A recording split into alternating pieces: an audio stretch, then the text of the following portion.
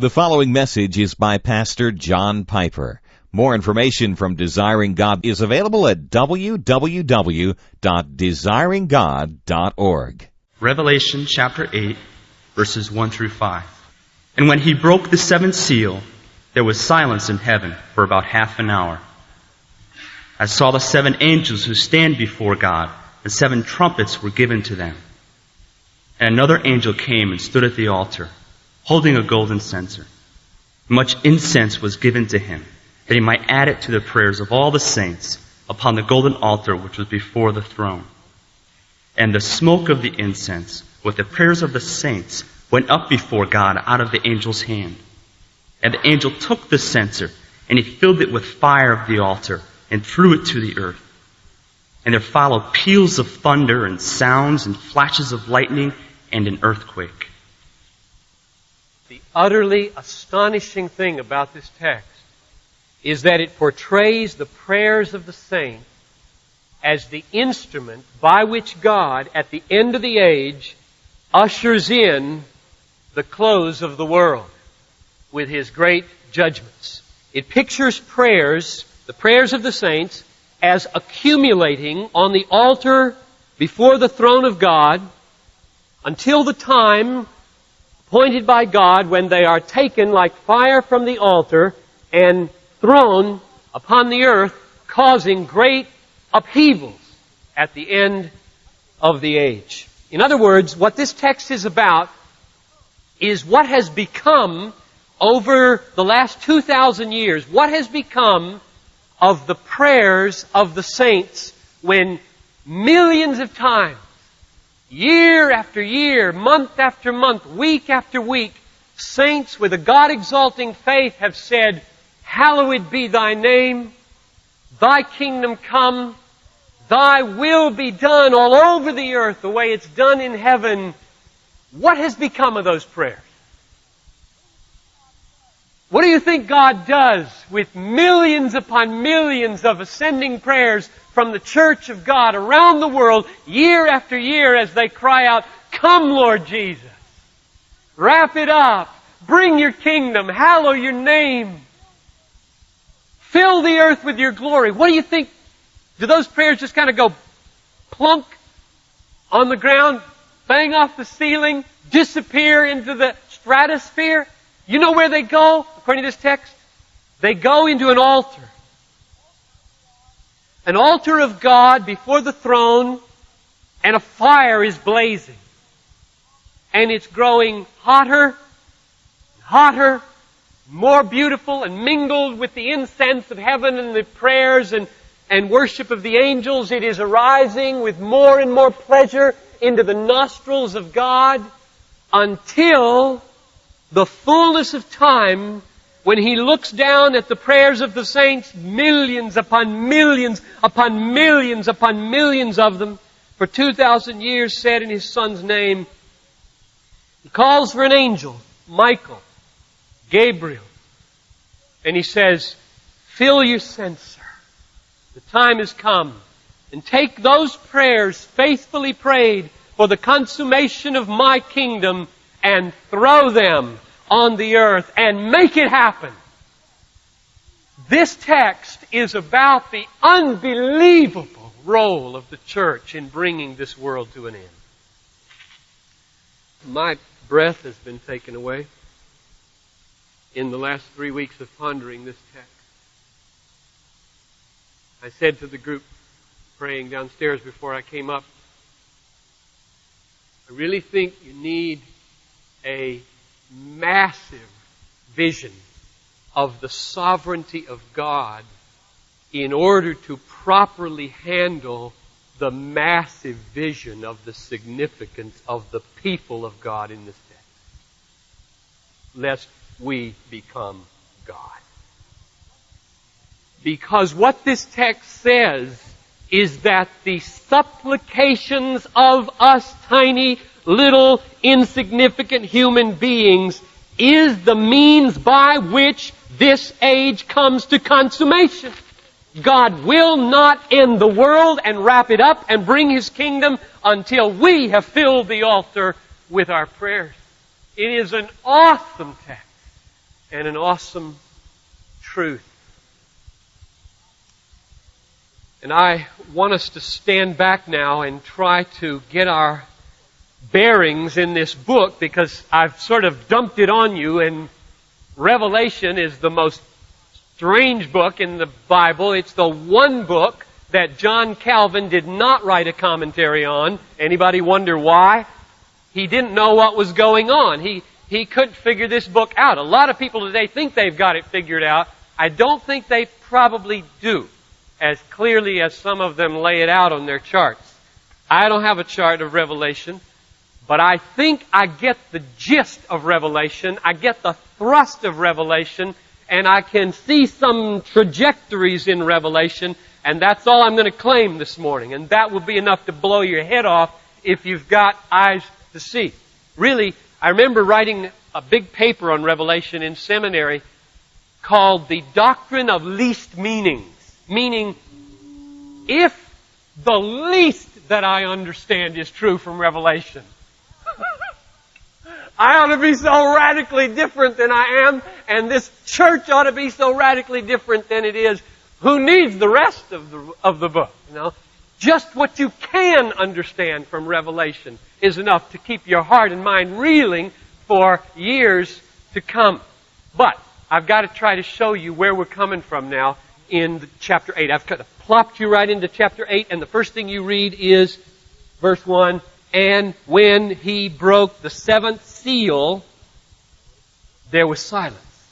Where'd that come from? What's this seventh seal thing? So let's back up, and I'm going to try to get you on course here with the seals. Let's go back to chapter 5. You got your Bible and you want to follow along with me? We'll start at chapter 5, because that's where the seals turn up first. And we need to figure out, what is Jesus doing in opening the seals of this scroll? Chapter 5, verse 1. John has been caught up into heaven to see a vision, and he says, I saw in the right hand of him who sat on the throne. That's God the Father.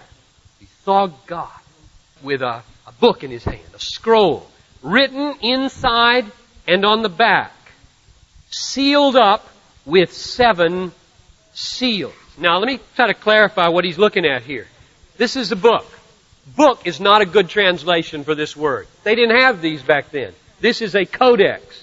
Pages, glue, they didn't have that. What they had was long pieces of parchment written on this side, some of them 30 feet. One of them we have is 130 feet long, preserved in the caves of southern Palestine, and turned over and written on the back. You roll them up, and then there's a seam. You roll it up, there's a seam like that, okay? And then you seal it. And this one is sealed with 7 seals. 1, 2, 3, 4, 5, 6, 7. I remember for 25 years, I thought, here's a seal, boom. Here's another seal, boom. Here's another seal, boom. Here's another seal. And then when you got all 7 of them open, you got the book read. Not true. The book isn't open until the 7th seal is off. Okay? And if anybody was misunderstanding like I was misunderstanding for all those years, a scroll has 7 seals, and you got to take them all off. So Jesus sees this in God's hand, a scroll. Now, what is it? What is the opening of this scroll? Now, my answer to that question is, the opening of this scroll and the stretching it out and the seeing what's in it is the unfolding of the end of the age. Now, the reason I think that is because in chapter 4, verse 1, when John gets caught up in the Spirit, it says that he's told he will see what must take place after this. So John is told, when you get up here, what you're going to be shown is the events of the end. And what he sees is a scroll in the hand of God with 7 seals. So I think what the scroll represents is history to be unfolded for the end of the age. And it's sealed up. In verse 2 of chapter 5, an angel cries out, who is worthy to open the book or the scroll and to break its seal? Now that's an amazing question. I mean, that's a sermon. I wish I had a sermon on that question, because you know what that says? That says that God's will is that somebody else besides Him unroll history.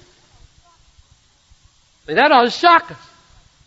God doesn't need anybody to open this scroll. God doesn't need help to run history and to wrap it up. But He aims to get help. He aims for somebody else to open the scroll. And the person's got to be worthy.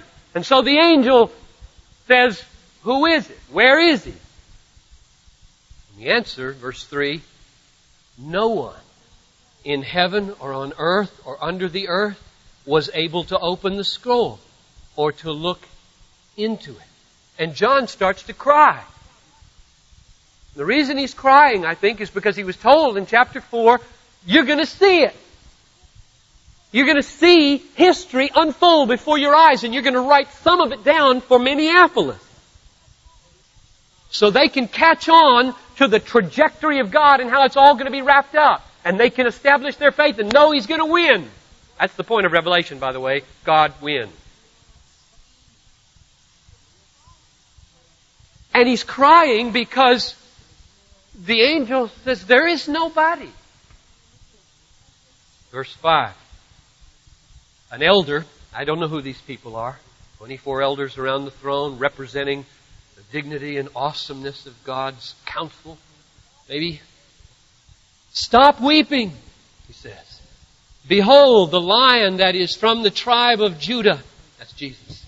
The root of David. He's overcome so as to open the scroll and its 7 seals. Now ask yourself, overcome, what does that mean? Jesus has overcome what? And why is it this overcoming that fits Him to open the seal? What overcome? Answer, verse 9. All those around the throne, the elders, angels, singing a new song to Jesus, saying, worthy art thou to take the scroll and to break its seal. So yes, He is worthy. There is one person in all the universe who can open history. Worthy art thou to take the book and to break its seals. Why? Why is He worthy? For thou wast slain. What an answer. What an answer. He died. He got killed. So He's worthy to open history. What is going on here? Let's keep going. Thou wast slain and didst purchase for God with thy blood men from every tribe and tongue and people and nation, and hast made them a kingdom, priests to our God, and they will reign on earth. So the answer given in those verses is that God's will is that His Son be the one who join Him in opening and administering the close of the age, and that the reason His Son is given that privilege is not stated to be that He is the eternal, everlasting, equal, divine God, which is true, but that He died. Now there is an awesome mystery here. Here's the way I would put it for you to think about it. And I'm not going to stay long on this, but this is another sermon. The cross is the key of history. Picture, just take it in your hand. The cross is the key of history. God will not bring history to a consummation and a close without the cross being inserted in the lock and turned and opened. Jesus died, ransomed you from Minneapolis and people from all the nations, made you a kingdom of priests who offer prayer to God, and made you to reign on the earth, and therefore God says He can run history. Now, I stood back and I thought, now, Lord, what are you saying here about the connection between the right to close the age and bring the judgments of God and the redemption of God on the earth and Jesus and His cross? What's the connection there? And this one thought I would leave with you. God is the kind of God, seems, who, if He is going to bring the bloody judgments which stream through the rest of this book, if He's going to bring the awful, horrendous, bloody judgments that make the world say, mountains fall on us and hide us from the wrath of the Lamb, if He's going to bring that on the world, He's not going to do it without a person who has suffered horribly. The judge who has the sword coming out of his mouth and will rule the nations with a rod of iron was one day hanging, heaving, dying, suffering more than any of us collectively will ever suffer for the world. Something here, folks. Something awful about who's going to wrap it up. It's going to be an awful day. Blood is going to run as deep as a horse's bridle. But Jesus already shed it. It won't be without sin. Well, you take that and you ponder the implications of that for the kind of God that's bringing history to a close. He starts now to open the seal. He has the right, and He takes them off one at a time. And as He's taking them off, bear in mind what He sees with every seal that comes off. John sees something. Every time a seal is removed by Jesus, John sees a new thing. He is not seeing the content of the book. He's seeing preparation for the content of the book to be opened. The content of the book is the close of history. What he's seeing, I believe, is what Jesus called in Mark 13:8 the beginning of the birth pang. Let me read that verse to you. For nation will rise against nation, kingdom against kingdom. There will be earthquakes in various places. There will also be famines. These things are merely the beginning of the birth pang. That's, I believe, what you see as each seal comes off. These are characteristic calamities of this age which we live in right now, and they will intensify as the end or the readiness to open the scroll comes. Let's walk through them so that you can see what they are. Number 1, chapter 6, verses 1 and 2. When the first seal is opened, a white horse goes forth to conquer. Maybe it's Jesus conquering through the gospel as the gospel overtakes and reaches all the peoples of the world. Maybe other commentators say it simply stands for military conquest. Number 2, a red horse for the second seal in verse 4 stands for war, the taking away of peace, men killing each other. Seal number 3, verses 5 and 6 of chapter 6, a black horse, famine, a quart of wheat is sold for a day's wages. That is happening. Seal number 4, opening the fourth seal in verse 8. An ashen horse, a pale horse, death, pestilence, wild beasts. Seal number 5 in verses 9 to 11. No longer a horse, but now he glimpses the souls of the martyrs under the altar of God, crying out for the vindication of the gospel and of their own testimony and of their blood. Seal number 6 is opened in verses 12 following, and this is as close to the end and the content of the scroll as we get. Earthquake, darkened sun, moon and stars falling, heaven splitting, mountains and islands moving out of their places, enemies of God saying, fall upon us, guard us, hide us from the wrath of the Lamb.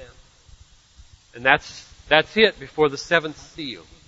And then chapter 7 is a glimpse at what God is doing to take care of the saints during this time. It's a picture in two halves. The first half, in verses 1 to 8, is a picture of the sealing of the saints upon the earth. And the picture in verses 9 to 17 is a picture of the saints glorified and secure and joyful and triumphant in heaven with their shepherd God taking care of them. In other words, that chapter, I think, is inserted here in the midst of these seals to say, if you wonder, by the way, how it will go with the saints of God, be assured He will take care of them and see them to glory. So here we are at chapter 8. The seventh seal is the last one on the book. So the scroll is there. is starting to peel here. There's one more seal left before the scroll can be opened. And it says in verse 1, when he, Jesus, broke the seventh seal, there was silence in heaven for half an hour. And the next sound that we hear is verse 5. When the bowl of fire and prayer is thrown upon the earth, and there are peals of thunder and sounds and flashes of lightning and an earthquake. Now what happened in that half hour? What's the meaning of this silence? What's the point here?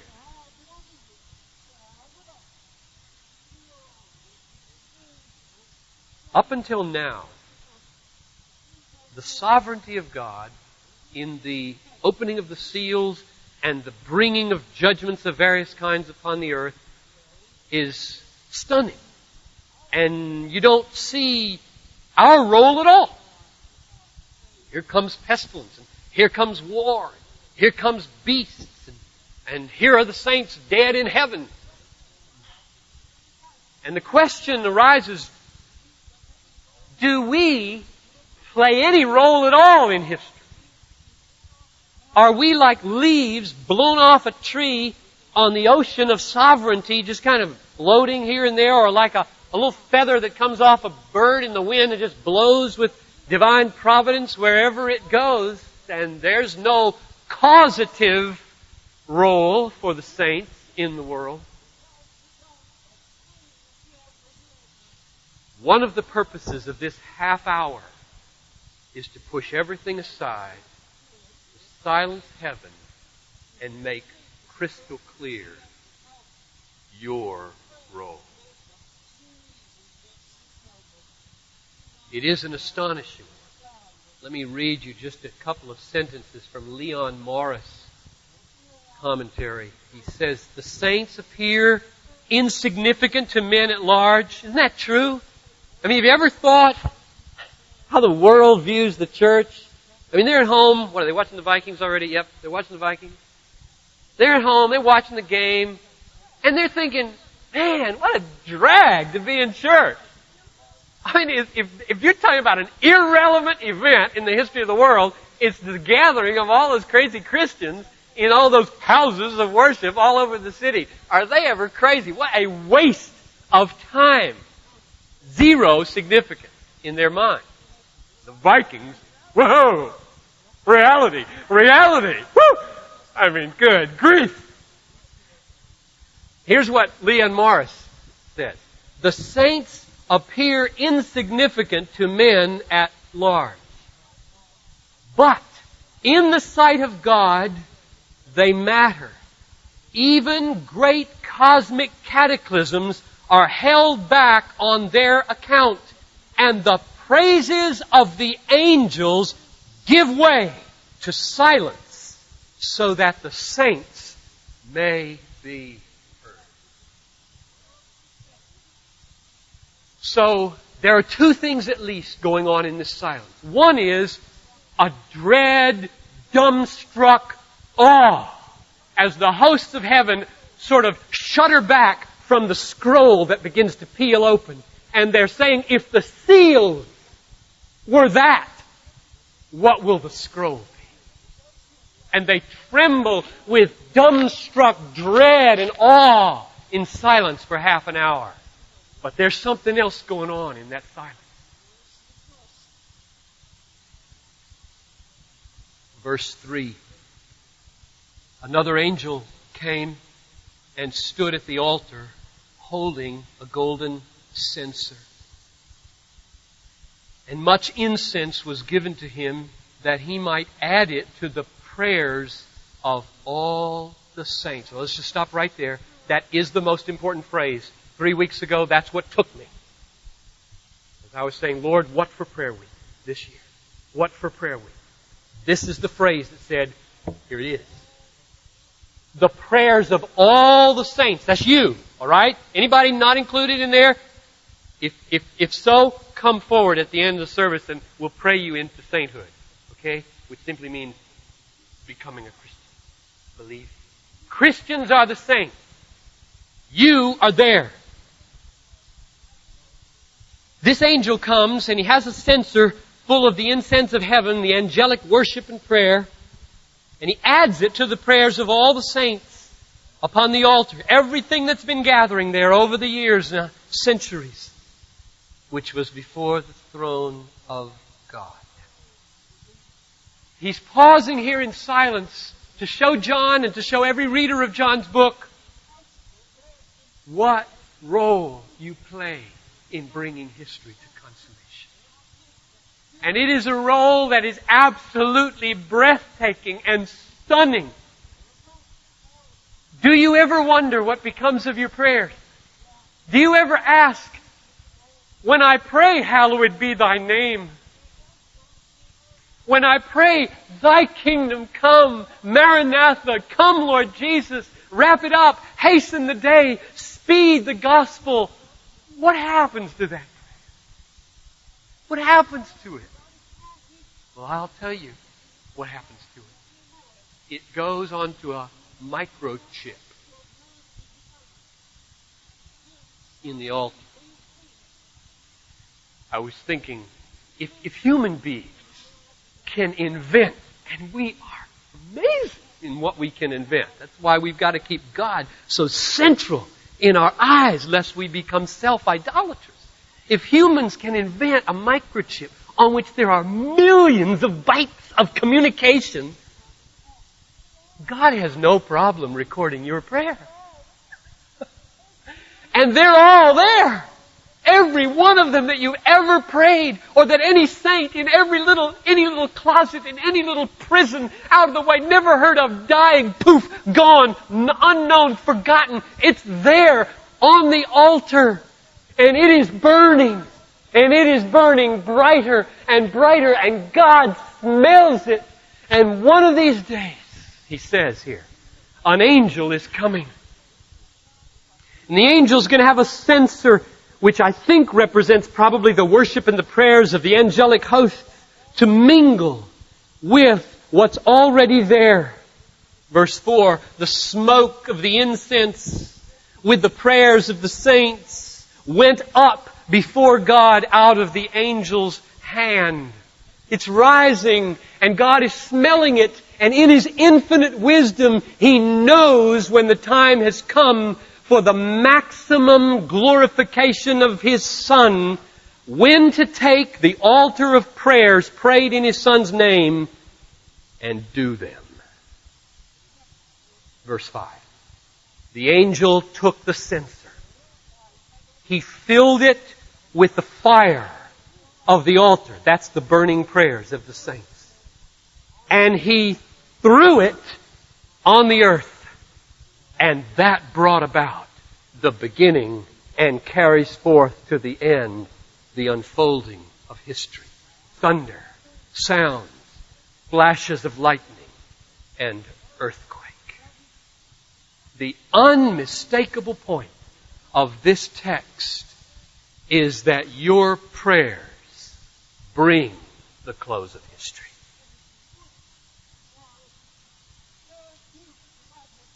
This has so blown me away in recent weeks that I've been reading commentary after commentary, wanting very much not to be eccentric in my interpretation of a book that is given to promoting eccentric interpretation. And I have been greatly encouraged, and I just share the encouragement with you, that commentary after commentary after commentary expresses astonishment at this paragraph. I'll just read you three of them. Thomas Torrance, a Scottish theologian. The fire comes from the very altar on which the prayers of the saints have been offered. This surely means that the prayers of God's people play a necessary part in ushering in the judgments of God. What are the real master powers behind the world? And what are the deeper secrets of our destiny? Here is the astonishing answer. You don't usually read words like astonishing in New Testament commentaries. They don't usually say, oh. I don't like commentaries for that reason. They're not worshipful books. They're necessary books. I'm glad I don't have to write them. but they're not usually worshipful books. But he broke the rule. Here is the astonishing answer. The prayers of the saints and the fire of God are more powerful than anything. That means that more potent, more powerful than all the dark and mighty powers let loose in the world, more powerful than anything else. This is him talking, I'm not talking. More powerful than anything else is the power of prayer set ablaze by the fire of God and cast upon the earth, close quote. I was thinking with these guys downstairs just before I came up, trying to express my sense of breathlessness about the truth of this text, that what you do when you pray, especially when you pray large, global, God-exalting prayers for the close of the age and the coming of the kingdom and the doing of His will and the hallowing of His name. What you're doing at that moment makes all the peace talks between all the rulers of the world, all the military movements in the world, all the upheavals politically and socially look like Red Rover, send Johnny right over. Do you believe that? When you pray, thunder is gathering in heaven. Oh, I want you to believe that. I want you to believe that for your prayer life in 1994. Here's another one. Beckwith. This may be the best commentary on the book. Quote, he doesn't allow himself to get very carried away. The events that follow this episode, verses 1 to 5, of incense offering, as one trumpet after another sounds, are the answer to the prayers of the suffering, expectant church. In other words, the rest of the book of Revelation, the trumpets, the bowls, and everything are the unfolding of the prayers of the saints. And history won't end without your prayer. Another thing we were talking about downstairs, this was a very fruitful consultation between the services, is why does the sovereign God do this? Why does the sovereign God say, I'm not going to do it without my people. I'm not going to end history without their involvement. I won't move off this throne and bring about the scroll until the bowl is full of prayers. And we thought of this other text from Matthew 9:38, where the sovereign Lord of the universe and the ruler and owner of the farm says to his farmhands, pray the Lord of the harvest to send forth laborers. And we say, we tell you to send forth laborers. You know to send forth laborers. Why do you tell us to tell you how to run the farm? And I think God would say, be quiet and do what I tell you. It is not yours to understand the mystery of why I give you such an awesome, dignified role in the bringing of history to consummation. I choose to involve you. I choose to make you infinitely significant, almost. That's probably an overstatement. But it is awesome. It is a breathtaking role that you have to play in 1994. Here's the last one. George Ladd, great teacher that I had at Fuller, who's gone to glory and sees things a lot more clearly than in his commentary now, though it's a good commentary. This verse, he says, verse 5, dramatically pictures the fact that it is in answer to the prayers of the saints that God's judgments will fall upon the earth. They all say it. This is not my interpretation alone. It's all over the place, and it is unspeakably great. Now I just want to close with two implications. Implication number one. Jesus said in Matthew 18, don't lose heart, but keep on praying. Don't lose heart. Keep on praying. We tend to lose heart. My aim in this sermon is to help you not lose heart. And one of the great implications of this text is that we ought not to lose heart. You have never prayed a believing, God-honoring prayer that was ever ignored. Or ever forgotten, or ever in vain. Every one you've ever prayed. I wonder how many you've prayed. I wonder how many prayers we've prayed in this church. Corporately right now in this room, maybe 500 people, 400 people here. How many have we prayed? 1 million? 2, 3, 4? They're all there. They're on the altar. They are burning with sweet savor in the nostrils of God. And when the time comes, they will be answered. That the way God handles the prayers of the saints is by gathering them into containers. You know the psalm that says, my tears are kept in a bottle? The Lord sees every tear, every prayer, He catches it. Which means that at the ordinary level of praying for the conversion of your dad, praying that your marriage would go better, praying that our church would grow and be strong, praying that America would be more moral and less degenerate, that God doesn't treat those prayers in little isolation, as though He has to figure out what to do with this one and then what to do with that one. He has this way of kind of gathering all the prayers that are being prayed about President Clinton or for me or for a father, or He gathers them all up and they are accumulating somewhere. And He hasn't ignored a one of them. And at the proper time, when they reach the proper proportion, and this does not have to be at the end of the age, that's why it's an implication I'm drawing out. When it reaches that proper proportion, He can say to an angel, the time is right for the conversion of Bob. Pour it on Bob today. He takes the jar of cousins and parents and friends, 10,000 prayers for Bob. And in Bob's workplace, he just goes, and Bob says, there's a God. I better get ready. Or however it happens. A lot of times, we wait and we wait and we wait and we think, He's just not listening. He's listening. He's gathering. He's accumulating. And even if the consummation of that gathered prayer is not exactly the way you prayed it, He's pouring those prayers out in a way that is best for the greatest number of people involved in around that particular situation.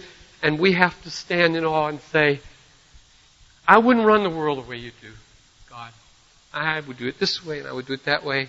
But not to say the prayers were unheard. No, that's not the case. Second implication, that was number one. Be encouraged, keep on, don't grow weary. The second implication is this. Operation World.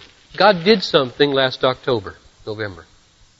He moved about, it's over 400, I don't know the exact number, over 400 households in this church to buy this book. It blew us away as a staff. We bought 100. We had to get 300 and they disappeared the next Sunday. And last week they sold like hotcakes. God's doing something with this book.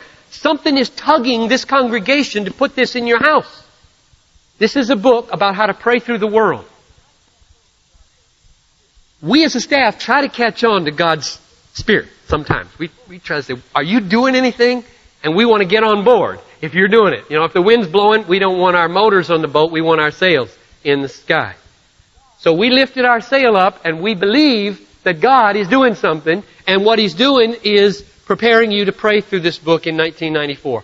So I hope that I'm in tune with Him and that you hear this land on you right now with freedom and rather than burden.